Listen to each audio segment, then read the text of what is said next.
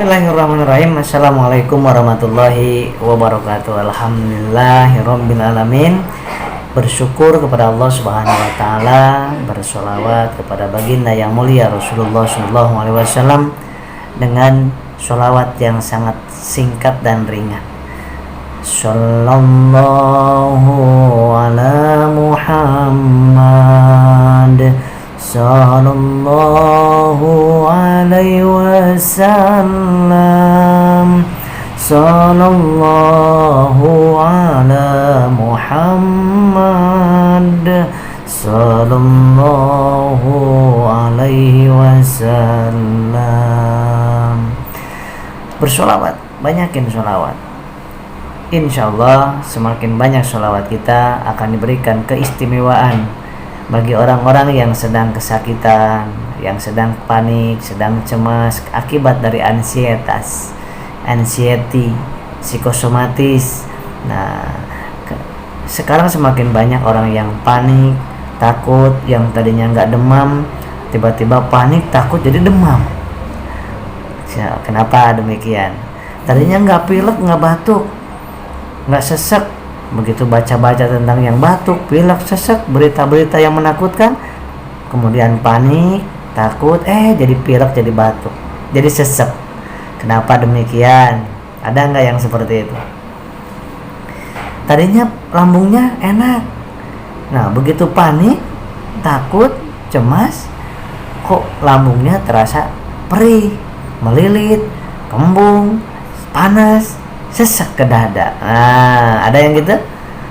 Nah, tadinya nggak keliengan, kepalanya nggak sakit, tapi begitu panik, takut, cemas, maka terasa keliengan. Inilah psikosomatis, sahabatku. Psikosomatis itu adalah organ tubuh yang terkena, maksudnya organ tubuh, respon dari organ tubuh, lambung, hormon, pembuluh darah, darahnya, kemudian ususnya dan otot-ototnya respon terhadap ketika perasaan kita ada rasa panik, takut, cemas, khawatir, emosi, marah, itu akan menyebabkan di dalam tubuh kita terjadi respon. Dan semua orang berlaku, setiap orang berlaku, siapapun, kapanpun, siapapun yang sedang panik, sedang takut, sedang cemas, apapun penyebab panik dan cemasnya itu, takutnya itu, tetap akan terjadi respon dari tubuh kita. Asam lambung meningkat, akhirnya terasa nggak nyaman di dada, pembuluh darah kita mengecil, akhirnya apa? Aliran darah kurang lancar ke tangan, ke kaki, akhirnya keringat dingin, kurang lancar ke kaki, lemas jadinya, kurang lancar ke kepala, jadinya vertigo, goyang, ya kan? Kurang lancar ke arah jantung, ke dada, akhirnya terjadi berdebar-debar. Itu kan biasa, hal yang normal. Tetapi ketika kita kepanikan, ketakutannya berlebihan tentang yang dibaca, yang didengar, tentang ilmu yang tidak pas, maka semakin takut, semakin panik, jangan-jangan ini, jangan-jangan sakit, jangan-jangan jantung, jangan-jangan mati karena virus dan sebagainya. Itulah yang membuat kita menjadi sebuah gangguan psikosomatis yang berkelanjutan, itu namanya psikosomatis. Maka harus diperbaiki mindset kita. Apa yang harus diperbaiki? Isi dari memori kita, kebanyakan nonton, membaca, melihat, mengetahui hal-hal yang menakutkan. Nah, 10-12% penyebabnya adalah dari secara fisiknya. Apa itu yang menyebabkan lemas, gemetar, sesek, keliengan? Nah, itu yang pertama adalah glukosa darah yang sedang menurun. Ini yang paling penting. Saya selama ini pasti menyampaikan glukosa tidak boleh kurang dari 110. Glukosa darah itu 110 sampai 170. Andai kata gula darahnya itu 40, tidak ada satu orang pun yang sanggup. Pasti udah pingsan, udah koma, itu 40 itu kebanyakannya. Namanya hipoglikemi, ngedrop gulanya. Kenapa? Karena glukosa kita itu energi, glukosa kita itu tenaga. Kalau nggak ada tenaga untuk ngomong aja ngos-ngosan, untuk lari apalagi, untuk sholat ngos-ngosan, sesek. Nah, itu ya, glukosa darah harus diperbaiki. Dan glukosa darah itu turun naik setiap jam, dipengaruhi oleh pikiran, dipengaruhi oleh aktivitas, dipengaruhi oleh asupan karbohidrat dan gula. Nah, yang kedua, lemas, keringat dingin, berdebar, sesek, itu penyebabnya kurang oksigen juga. Pada saat kita kurang oksigen, ya, yang masuk oksigen kurang, CO2 keluar. Ini apalagi CO2 kalau masuk lagi, itu kejadiannya adalah kurang oksigen, namanya hipoksia jaringan. Nah, sehingga hipoksia jaringan, kekurangan oksigen di jantung, membuat jantung berdebar-debar.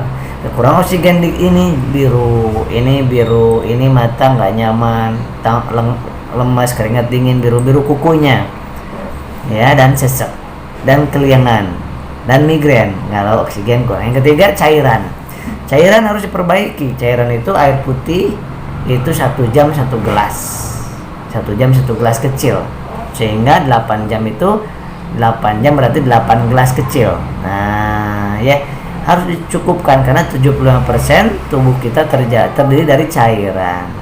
Kurang cairan maka dehidrasi. Dehidrasi, lemas, keringat dingin, berdebar. Kemudian sesek juga, pusing juga, mata burem. Nah, yang keempat berkaitan dengan aliran darah yang kurang lancar akibat dari kurang gerak. Yang psikosomatis kan kurang gerak. Maka jalan kaki pagi 100 meter, sore 100 meter, tapi pastikan sudah makan nasi, air putih sama air gula. Air gula ya. Kasih teh sedikit boleh. Nah, kemudian sahabatku, sesudah itu sujud dilamakan.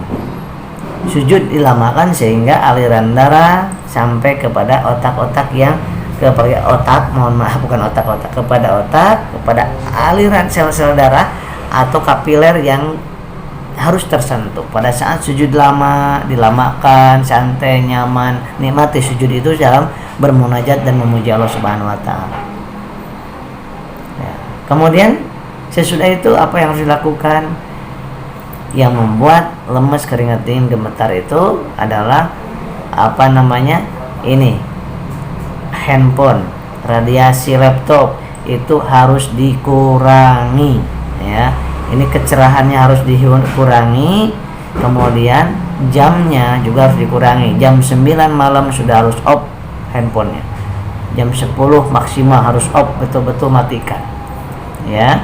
Itu karena pengaruh ke mata, pengaruh ke saraf sini, ke kekentalan darah, aliran darah jadi tersendat akibat dari apalagi yang dilihatnya yang menakutkan, yang menyebalkan.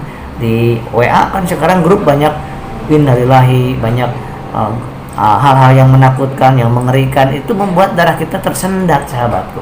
Kekentalan darahnya, betul, bisa dicek. Saya pernah penelitian kecil-kecilan pada saat ada klien yang diinfus, dan saya pun pernah diinfus. Kemudian saya lihat handphone yang menakutkan, saya lihat handphone yang menyenangkan, saya nggak lihat handphone, beda tetesan daripada si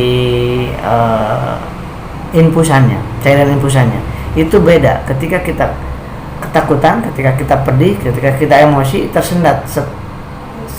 Ketika kita santai, nyaman, senyum, lancar dia. Nah, artinya apa? Ada penyumbatan, pengecilan, dan penekanan di daerah-daerah pembuluh darah tertentu ketika kita sedang ketakutan, kepanikan, kekhawatiran, emosi. Maka hindari baca-baca WA di grup manapun yang membuat kita ketakutan, yang membuat senang, bahagia, tenang, ikutin. Video pun sama. Nah, sahabatku, itu cara teknik yang paling terasa. Bagaimana ketika kepanikan timbul tiba-tiba? Satu adalah senyum, duduk, senyum, ingat Allah. Kedua, udah makan belum? Kalau belum makan langsung makan nasi 5 suap. Sudah itu air manis, air gula, ya, air putih yang hangat, kemudian santai sambil sholawat. Nggak terjadi apa-apa, nggak bakal terjadi apa-apa, ya, karena kepanikan, ketakutan itu di memori kita yang mengendalikannya, sahabatku. Ya, selama diikuti apa yang saya sampaikan secara fisiknya, secara medisnya tadi, ya, itu nggak bakal terjadi apa-apa, walaupun ketakutan ini itu nggak masalah. Nah, nanti lama kelamaan banyak banget yang testimoni, bahkan tadi aja beberapa yang testimoni masuk ke WA. Alhamdulillah, karena saya lama-lama menjadi terbiasa. Nah, pas ada kepanikan, saya ikutin makan langsung air putih, langsung sholawat, langsung segar, langsung tersenyum. Enakan lagi, lihat video Kang Asep terus enakan lagi.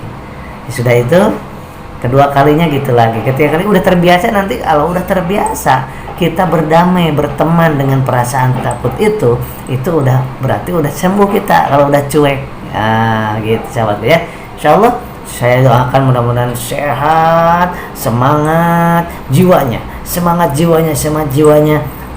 Jangan pernah putus asa, jangan pernah khawatir, jangan pernah ragu kepada Allah Subhanahu wa taala. Tapi ikutin secara fisiknya, psikologisnya, ketauhidannya, yakinkan kepada Allah Subhanahu wa taala. Demikian sahabat. Assalamualaikum warahmatullahi wabarakatuh.